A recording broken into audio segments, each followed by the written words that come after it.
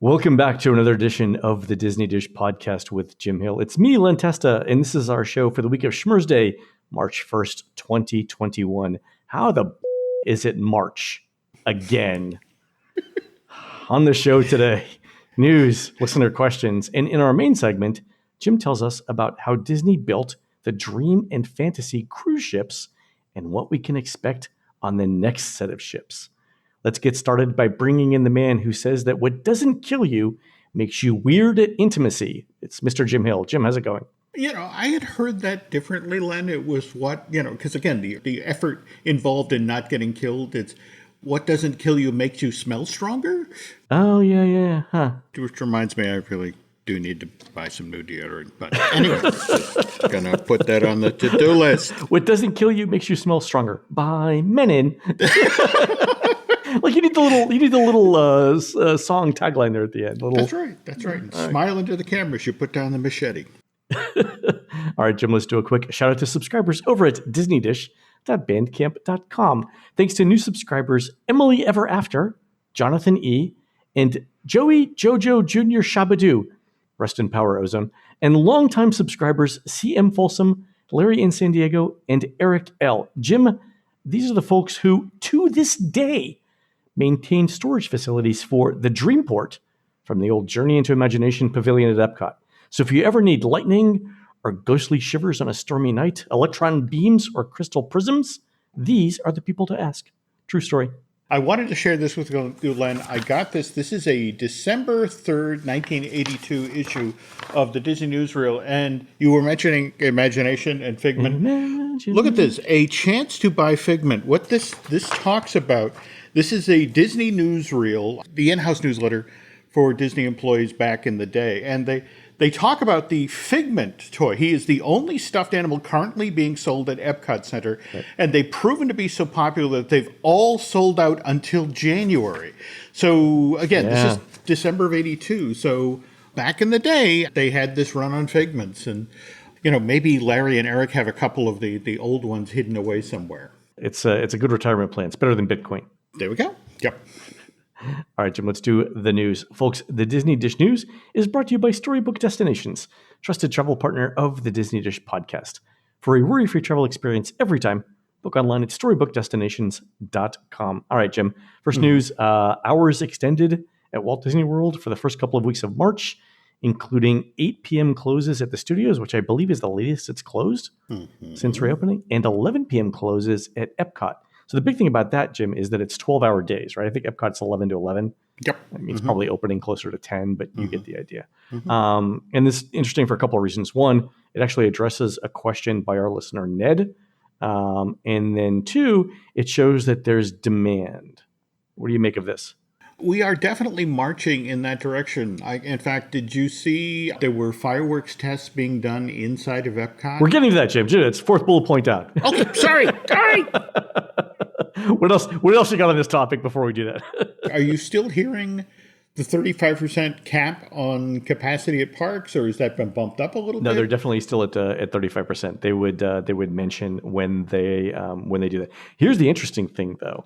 You see, we've got people who are in the parks every day doing research, and the thing that they're noticing is that it's now mandatory to share ride vehicles with people who aren't in your group.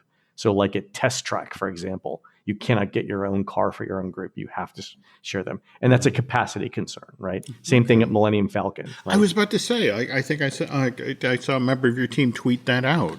Yeah. So they'll let you do it once, but soon it will not be an option to have your own ride vehicle at Falcon. And again, they're just trying to address capacity issues there. They're trying to keep the wait times reasonable, especially at the studios. Like there's something going on with the studios at Tower of Terror right now, not running at 100% capacity. There are relatively few attractions there.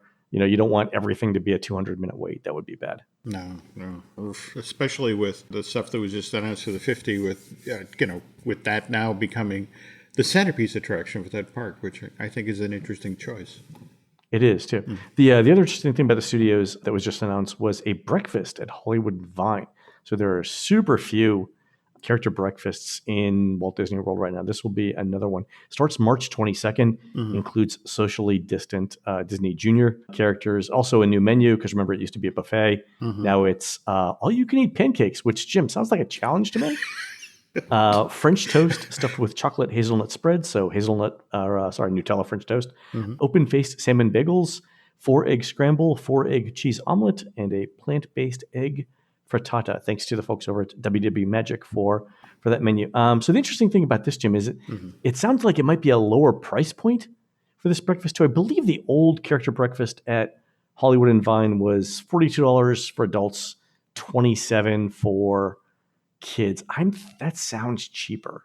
We are still talking reduced capacity. And also, I'm blanking the name of the restaurant that's at the top of the tower at the Riviera. Topolino's Terrace. Okay, so you've seen footage of the socially distanced character experience up there, right? Yeah, I've had closer celebrity encounters in Hollywood than that. Yeah. Well, that's it exactly. Mickey moves to the room like he really needs to find the restroom. Yeah, exactly. Is that down this end of the building? Oh no, wait a minute, over there. It's like, I know people want to be with the characters and they'll take what they can get at this point, but is Hollywood and Dine set up for that sort of quick movement of characters? I think the place that has the best character interaction right now is Garden Grill over at Epcot. Because if you think about Garden Grill, it's basically like a turntable, like a record player, right? The characters are on the inside circle there, where they're socially distant from everyone else.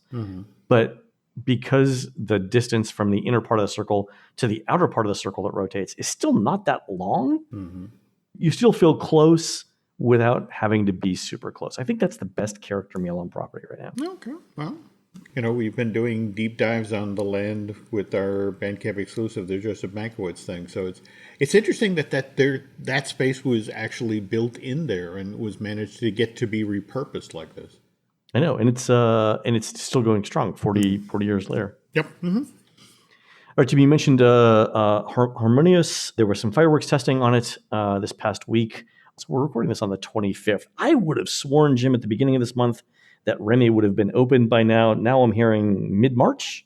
Yeah. The thing is, it's finished the test and adjust. It's running reliably. What's the holdup here? Is it just getting cast members trained? That is an aspect. Also, I keep hearing over and over again, the Walt Disney World Resort is relying on Central Florida locals to help boost its base. And the Festival of the Arts was a good draw all by itself. And somebody was making the comparison to, if you remember, when Mickey's Toontown first opened in California in January of 1993, Roger Rabbit's Cartoon Spin was finished. It was done. It was ready to open. They sat on it. They kept that attraction in mothballs till the following year, just so they'd have something to promote in the late winter, early spring of 1994 to get the locals to come out to the park. And the thinking is that we're going to need something to get people to come in March and April, the locals, because everybody now is doing food festival-based things. Yes. What Disney is doing isn't particularly different than any of the other parks around there. But on the other hand, Remy, will be unique. So it's like, drop it then. But I heard the exact same thing that you did. It's gone great, test and adjust wise. In fact, didn't you have somebody telling you about it runs more reliably than Test Track at this point? It runs more reliably than virtually every ride in Epcot right now. Okay. I mean, it's newer too, right? So, it's running absolutely fine. There's no technical reason why they can't open it, but so it's got to be promotional. The thing that I can't figure out is, and I believe the March, April thing, but Disney recently released hotel rates 500 days out, which go into 2022. So they are ready for people to book later in 2021 or vacations into 2022. Why not open this at the same time you announce those rates so that people who aren't comfortable traveling now can at least look at Remy and say, oh, I got to see that when it opens. Let's book for the fall. Like I didn't get that coordination of timing from these announcements, which you talk with the folks at Disney, they keep looking over their shoulders to what's going on with Oh, COVID. Velocicoaster, yeah. You know, and likewise, yeah. you know, some the Velocicoaster, and it's kind of a 1-2 punch of when exactly are things going to return? I forgot about, okay, so maybe they are waiting for Velocicoaster, which I believe is also mid-March, right? Well, that's another one of these Remy situations in that the walls are down, the planters have been removed, and Yeah. you know, even as we speak, there are bloggers that have planted themselves outside the gate, waiting for that opportunity to get on that. So maybe that's it. That's interesting. Okay, fair enough. I didn't think of that. Okay, so that makes more sense then. The sort of like the time the opening around Velocicoaster. That okay, I get that. Final news item, Jim. Joe Rohde joins Virgin Galactic. Did you see this coming? First of all, I love how, well, I'm retiring. Here I go, off into the sunset. And it's like, well, no, technically you're going into the moonset, aren't you? But he's not the only Disney person that's over Yeah, there. he took people from his team, right? There's Amy Jupiter, who's a longtime executive producer at Imagineering. But more interesting is Michael Congalares, I want to say, the president of Disneyland, Yeah. who stepped away and became the CEO of Virgin Galactic last year. Yeah, there's a pipeline there. Yeah. Yeah, it's a lot of Disney experienced people, and the whole notion is that, at least from the Virgin side of things, they want that Disney quality experience. Yeah. You know, the notion of that high touch, very personal, you know, and everything from your entry point to the training, you know, everything that's involved in space tourism. And just going to be kind of interesting to see long range who ends up over there. In addition, because think about it, you know, we've had some pretty significant layoffs at Imagineering, and people are looking for places to land. And this could be the next big tourism thing. Super interesting. All right, so we'll keep an eye on that. I will say I've seen what Virgin is doing with their cruise ships, which is a topic we're going to be talking about in the second half of the show. But I'm super impressed with what they're doing around cruise ships. So they're committed to a quality experience. They are on land, at sea, and apparently in the air. So I wonder, you know, are we still going to get that bag of 7 little peanuts? And if so, what contingency they made when they start to float around the inside of the cabin? All right, we'll keep an eye on it. All right, Jim, let's do some listener questions. We mentioned Ned had sent in a question about park hours. He had a second question. It says this: once Disney gets the green light to resume live entertainment, how long will it take Epcot to get its live shows running again? I know the Jammers and Mariachi Cobre are currently performing in the American Pavilion, but nothing beats taking a 15-minute break to watch the drummers in Japan, a mime in a miniature boat in Italy, or the Chinese acrobats, or a Bavarian spoon band. Jim, any ideas on this? A lot of these performers were part of the international program, and a number of those folks have gone home. In a lot of cases, it's one of these things where, as I understand it, entertainment has been tasked with trying to bring some of these folks back, and it's you're kind of in Blues Brothers country. You know, we're getting the band back together, and it's like, well, you know, he's gone back to Bavaria. The German equivalent of Aretha Franklin is like, you're not going anywhere. Yeah. There we go. Yeah, it's a tough situation in that getting some of these acts back, so, you know, and more to the point, okay, we can't get that guy, we can't get this guy, rehearsing and getting them ready to come back. And then, you know, still dealing with okay, how do we do this social distance wise? I mean, travel between most of Western Europe and the United States is still prohibited, right? So assuming that gets lifted in the summer, I think the UK is going to have their vaccination program done by summer. So, you know, I would expect, I mean, 2021 might be a little bit aggressive because you figure that the earliest people could return would be late summer, I'm guessing. And that's, you know, that's assuming everything goes well with all the vaccination stuff and that Disney's got the money and the crowds come back and things like that. My guess is the earliest you're looking at is late 2021, but maybe 2022 is more realistic. Which actually, in a weird sort of way, brings us to our next question. Right. This is from Jacqueline. Any ideas of when the Disney College Program might return? So I think the same thing, Jacqueline. I think they'll probably look at summer of 2022. Yep. That's exactly what I'm hearing. Literature goes out. Right. You got your recruiting. Yeah, right. There's a lot of in-face stuff. Yeah. So I'm thinking summer 2022. Yeah. And the good thing is that Disney knows that it's getting significantly reduced labor.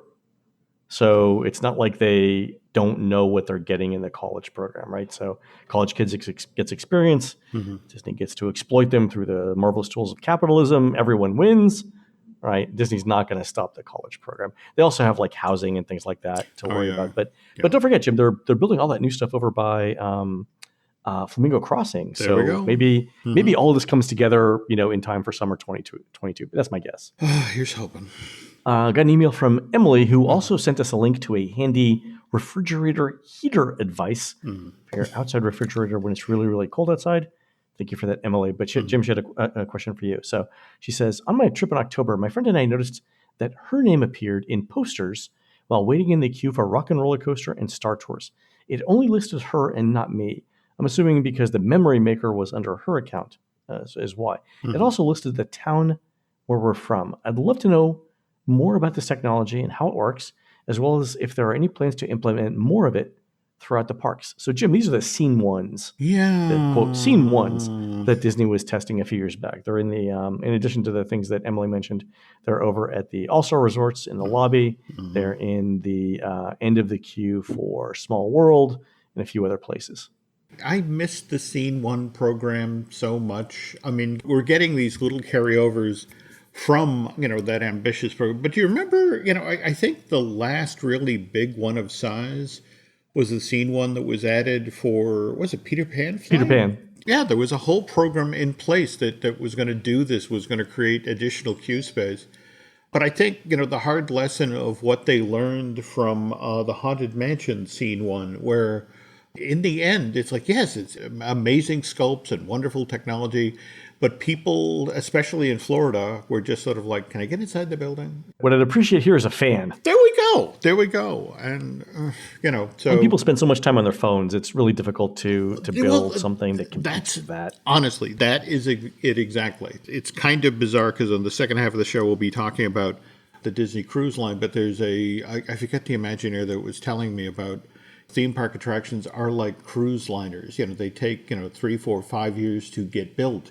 And by the time you go from we're in the room and they've just greenlit it to when you take down the chain and people can go through the queue, the fact that in that relatively short period of time, things like people did start to get face down on their cell phones. And and just the notion, would you please look up and look at the wonderfully themed queue that we spent so much time on? And it's like, well, no, I want to touch base with my family because they're, we're coordinating where we'll meet after this ride. And I don't know that you'll see many more scene ones like that with personalization. If you do, I think it'll be tied to something that's clearly ready for social media, like something that looks really good on Instagram that's also personalized. And I think now remember when there was that plan to the effect of the way they were going to engage people with their phones was they were going to have the equivalent of a game you played in the queue, and if you won the game, you got to step out of the queue and immediately go on the ride. And there was the Play Parks app. I don't know that ever caught on. No. Because at that point, Disney's competing with 10,000 other game makers.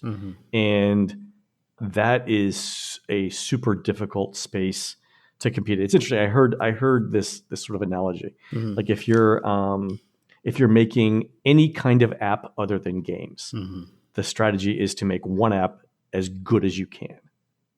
If you're making games, the strategy is to make as many games as you can. Yeah. Interesting. Okay. All right. So we'll see what happens with the scene ones. But Emily, I don't know that you're going to see many more of those, especially anytime soon, given the budget constraints. I just got to feel bad that it's like, my friend's on the poster. What about me? We're from the same place. It's like, yeah, that's strange. I think that part might be random. Like there have been times where I've been with Laurel and her Magic Band gets picked up instead of mine. So everything that we see the entire day is, hello, Laurel. And it's like, I'm here too. And then, other days it'll be the exact opposite. And I think it just depends on who's closer to the reader, the RFI, the Magic Band reader at the time. Yeah. All right, here's a question from John. With Disney releasing the pictures of the new costumes for Mickey and Minnie, does that mean we should expect character meet and greets to return for the 50th? Kind of like the costume meet and greets for Mickey's birthday.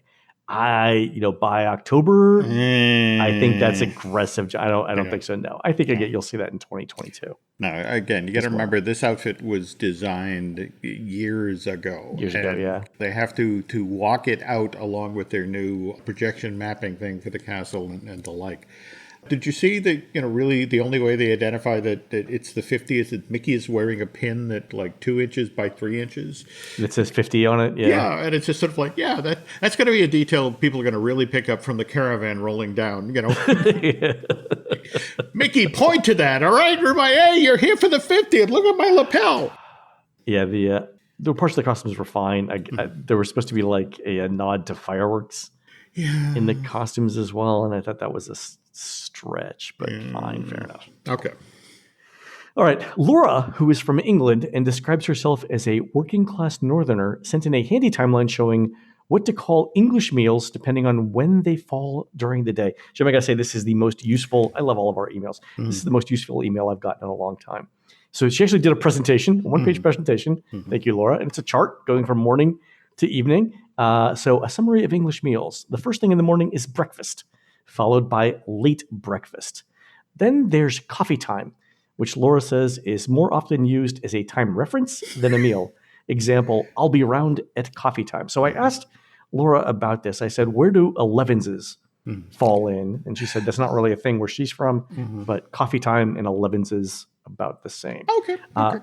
Next comes brunch, then early lunch, then lunch, which is also known as school dinner or / dinner time, which is a hot meal at school lunch break, or a packed lunch, which is a cold meal brought from home, or Sunday lunch, which is obviously only on a Sunday and usually consists of a roast dinner. So I think I knew that. If you're having Sunday lunch, it was always a roast dinner. I got that.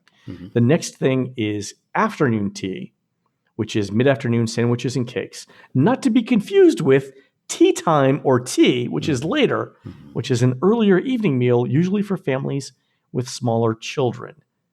There's also dinner, which is also known as tea time or tea for those who don't follow the above rule, or supper for those who don't follow the below rule. And that below rule is the last meal of the evening is supper, which is a light snack before bedtime. So 1, 2, 3, 4, 5, 6, 7, 8, 9, 10, 11, 12, 13, 14, 15 different possible meals that we know of so far.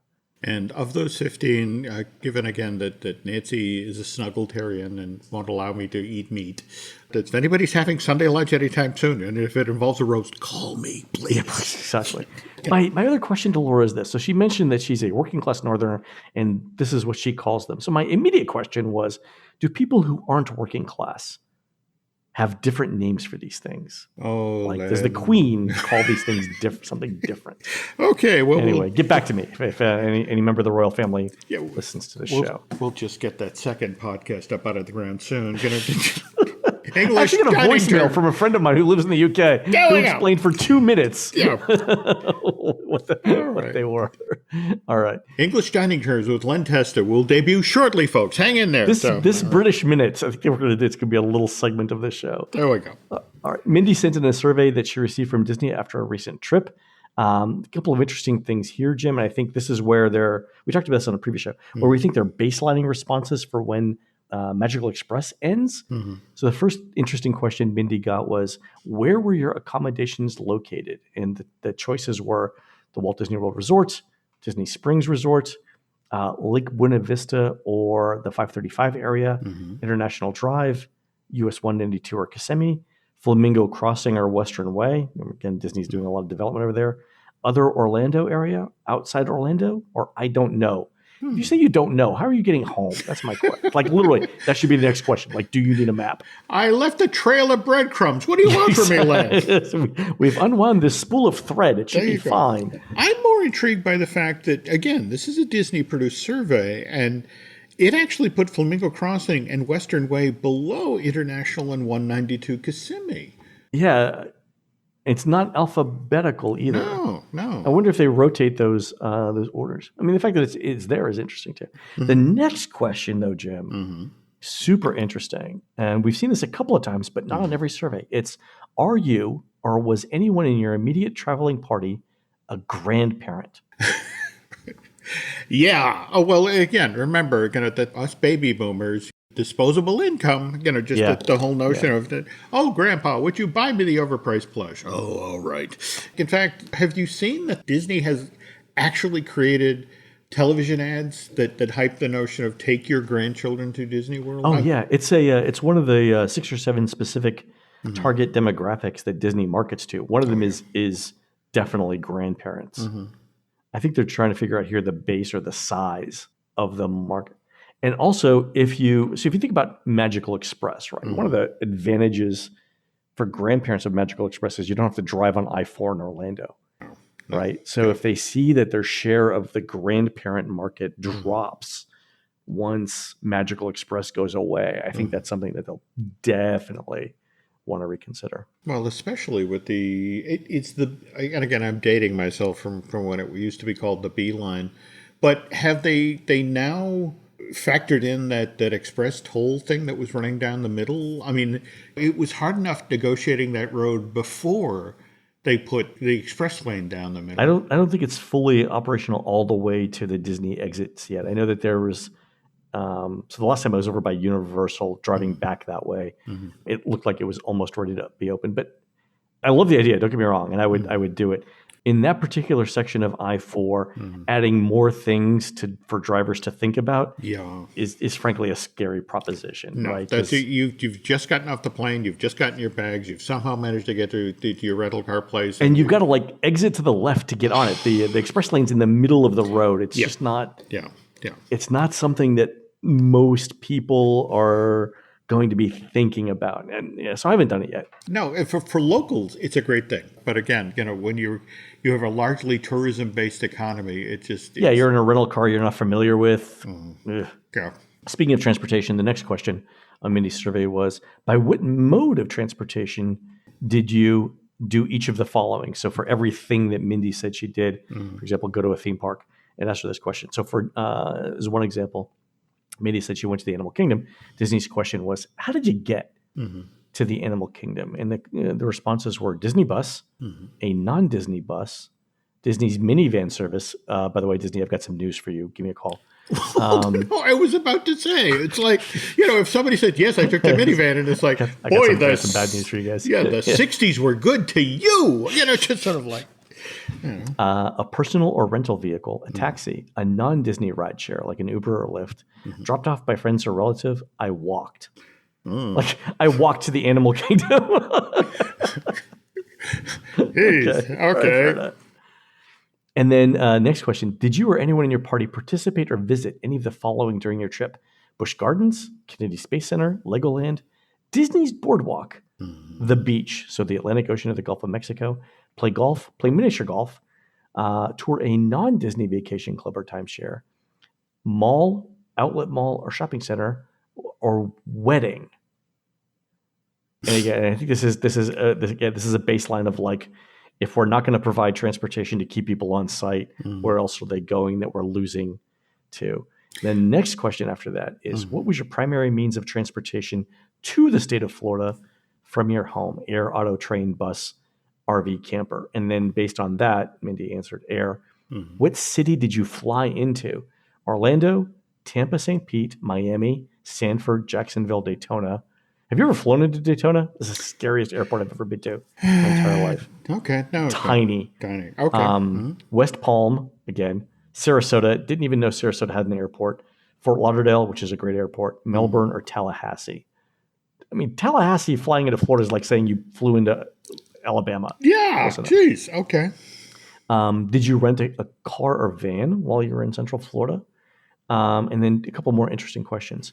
Which of the following elements did you purchase together as part of a package that is multiple trip elements at a single price?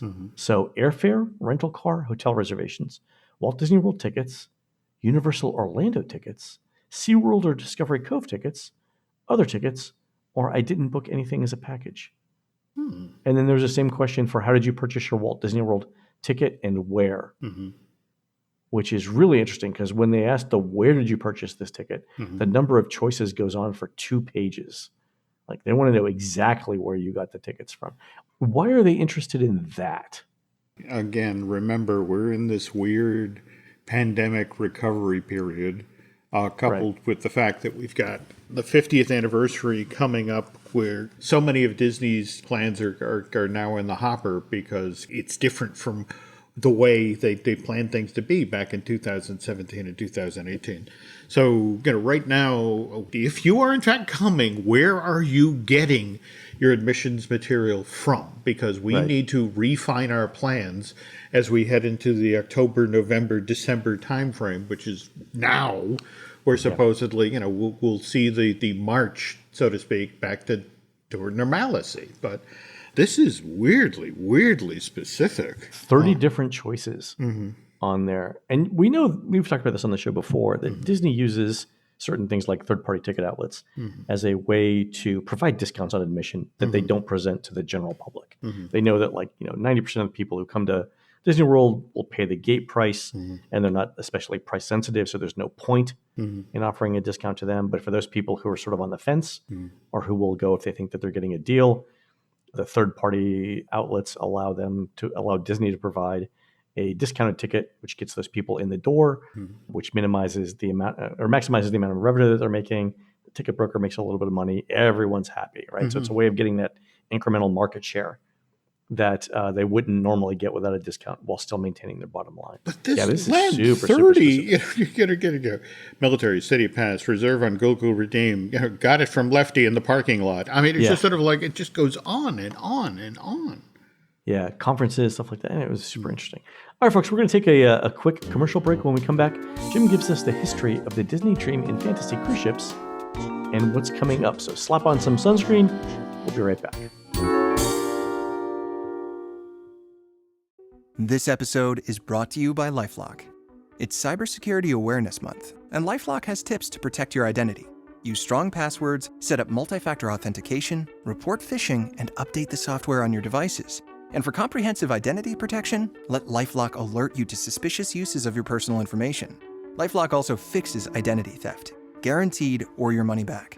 Stay smart, safe, and protected with a 30-day free trial at LifeLock.com/podcast. Terms apply. This podcast is brought to you by Carvana. Carvana lets you buy your next car on your terms. Explore a massive inventory online, filter for what matters, and find your perfect match. Then choose delivery to your home or pick it up at one of Carvana's iconic car vending machines. Every car also comes with a 7-day money-back guarantee, so you can make sure it's the right fit. Buy your car on Carvana.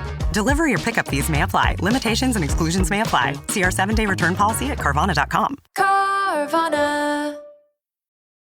This episode is brought to you by LinkedIn. Healthcare professionals can lead their careers with LinkedIn.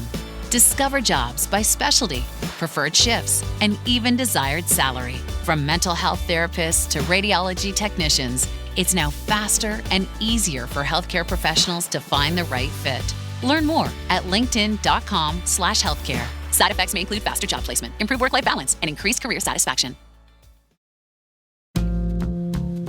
Jim, I can think of few things in life that I will do as soon as this pandemic is over before I get on a cruise ship. I am so looking forward.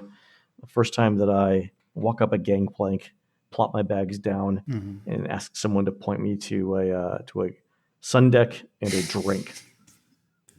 Yeah, before we get started here, of the 4 that are currently in the fleet, do you have a favorite Disney Cruise Line ship? Or the Fantasy. So I like the midship detective agency, the Muppets thing, and I think the bars are better than on the other ships. I like big ships. Like I like a bigger ship. And I cannot lie. I like big boats, and I cannot lie. It's a song that Laurel and I sing every time we get on a Disney cruise ship. Saying that, I spent 17 consecutive days on the Wonder once, and I loved every minute of it. But that was a back-to-back Alaska, Hawaii. So that was a special thing. Like if I'm in the Caribbean, I want to be on a very big ship. Oh, cool. Well, right now is a very tough time to be a Disney Cruise Line fan. And the weird part of it is that Disney's own in-house, surveys show that the folks who frequent the cruises are among the most dedicated and passionate Disney fans. In fact, 85% of the people who experience a Disney Cruise Line reportedly book another trip on that line within 3 years' time. I mean, and that beats the... And Disney charges a premium. I mean, those are expensive cruises. Yeah. I forget who was just pointing that out. The effect of if you priced a Carnival cruise versus a Disney cruise, the price difference was kind of shocking. But let's face it, the boats have basically been out of commission since mid-March of last year. Last Disney cruise to leave port was the Dream. It left Port Canaveral back on March 13th of last year, which for me is a little on the nose, Len. Oh, Friday the 13th in March? Yeah. But that was a 3-day sailing to Castaway Cay and back.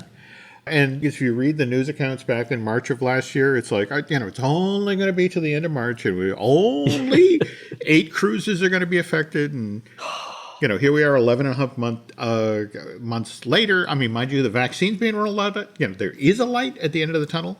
But because cruise lines is a global operation with the ship sailing in and out of ports of call all around the globe, it just can't go by how the United States is now handling the pandemic. As they can take consideration. I mean, just think about each of the islands in the Caribbean is a sovereign nation. Right? They have their own. They have their own protocols for these things. Yeah. But that's the thing. As of Wednesday, February 24th, Disney Cruise Line announced that of an abundance of caution in the best interest of our guests, employees, and all sailings through the end of May have been canceled. And not a surprise. Yeah. And didn't that affected some of the early, was it Alaska cruises? Oh, yeah. The Alaska ones are a heartbreaker because they had a stop in Canada.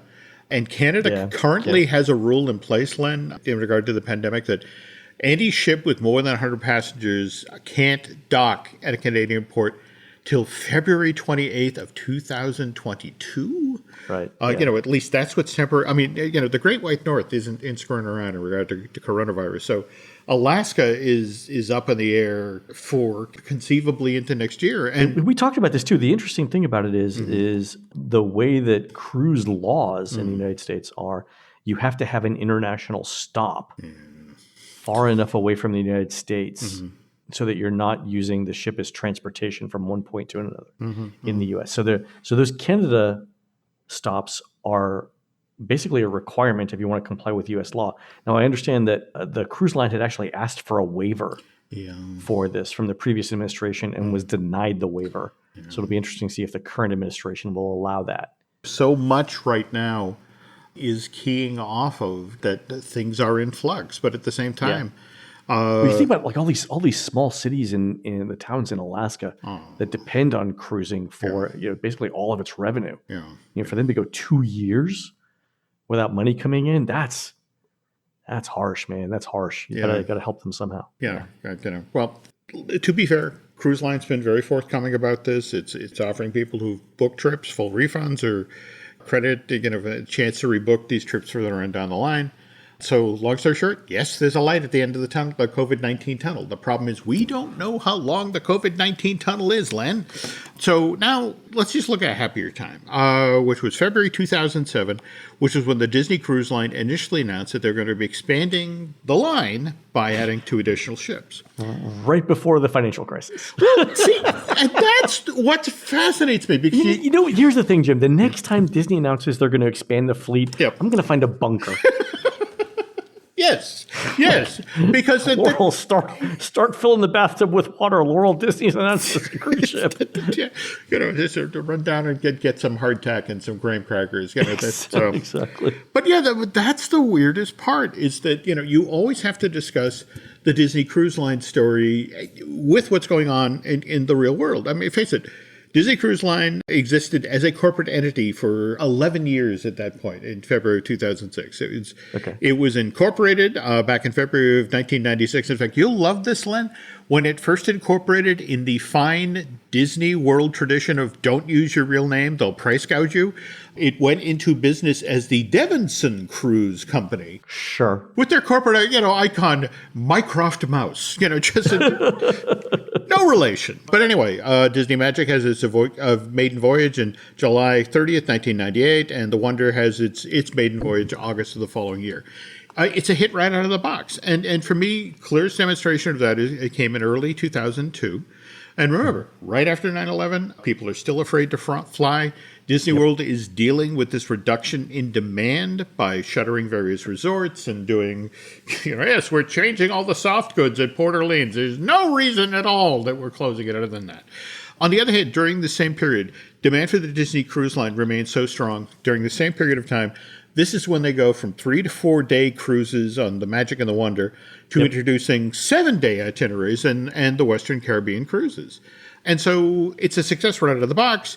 The company dearly wants to expand the fleet, but given that the Magic and the Wonder each cost $350 to $400 million to build, and that in 2003, priority one for the company was establishing a foothold in China. In fact, ground broke on Hong Kong Disneyland in January 12th of 2003.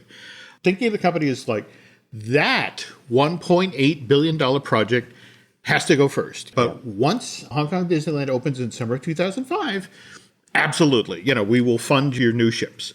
But then, November that same year, 2003, Roy E. Disney resigns from the Walt Disney Company.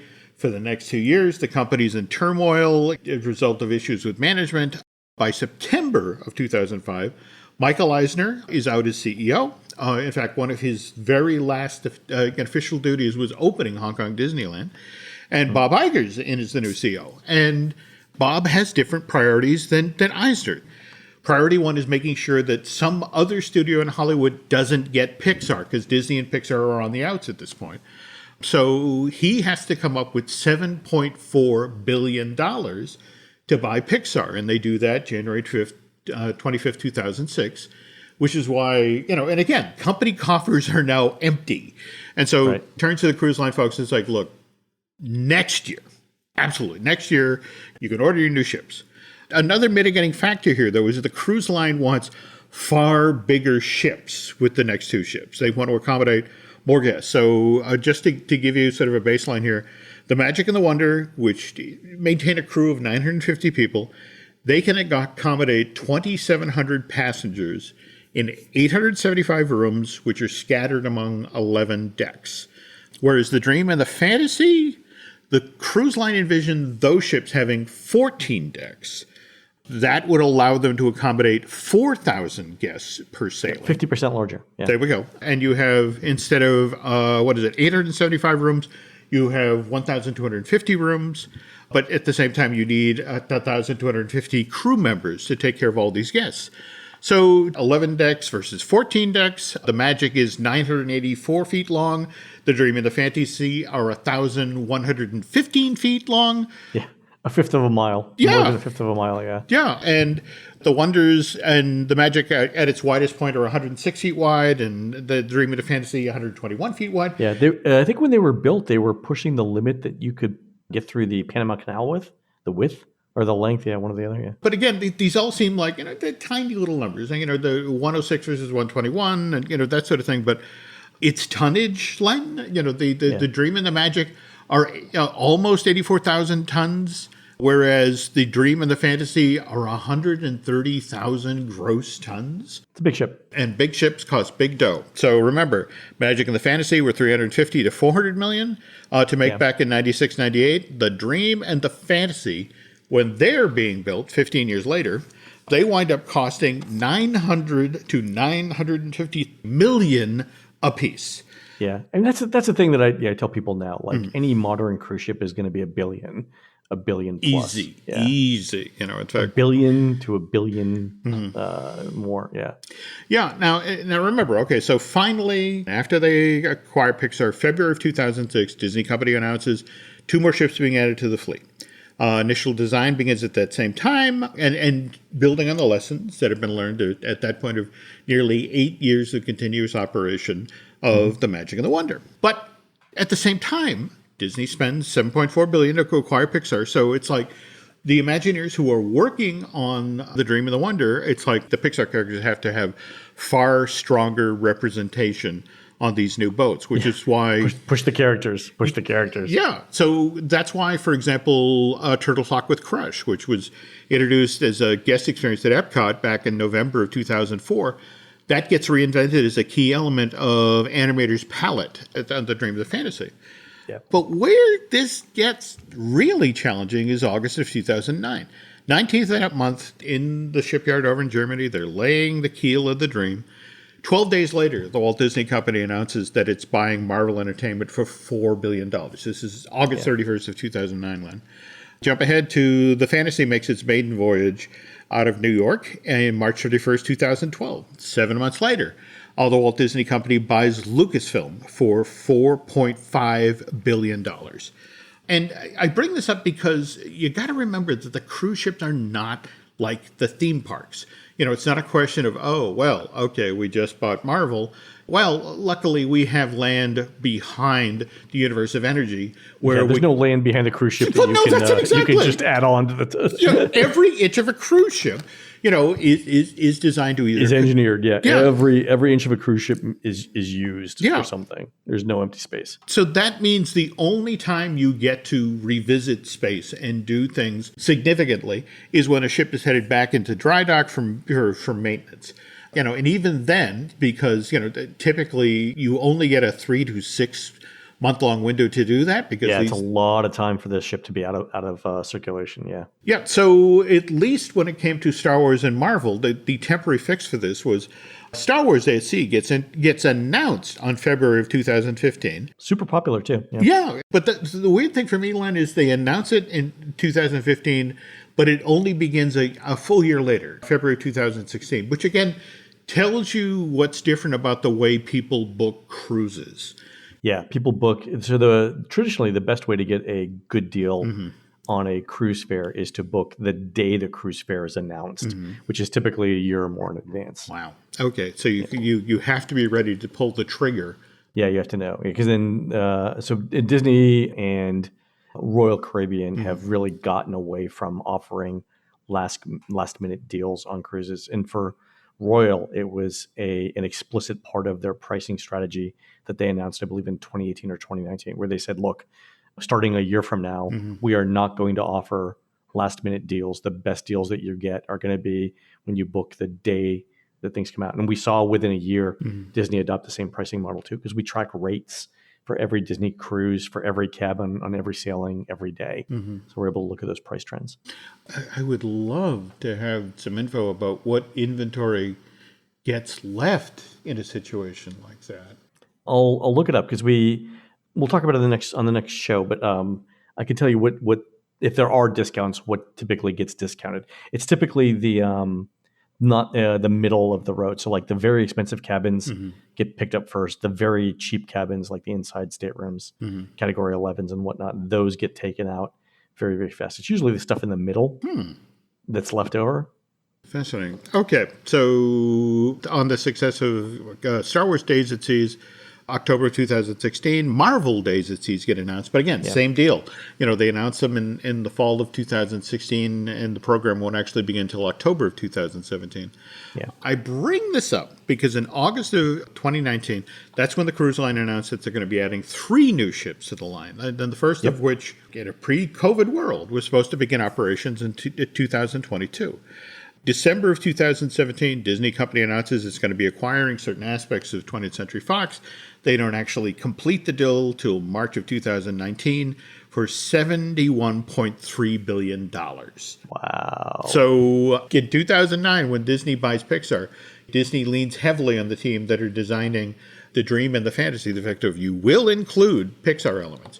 The folks who are working on those other 3 ships were told on no uncertain terms that Fox is going to be part of the ship, and that means National Geographic. But the interesting thing is these 3 ships are the first ships that are going to be designed for a Disney company that owns not just Fox and National Geographic, but also Star Wars and Marvel from day one. These are going to be parts of these ships, let alone Pixar in the classic Disney characters. Oh yeah, you got to think the stuff that Disney's looking at for like the Star Wars hotel. Some aspects of that make its way onto the cruise ships. Yeah, I mean it's these ships coming up are going to be fascinating. What's been particularly terrifying for the folks at the cruise line is you think about the poor employees who are.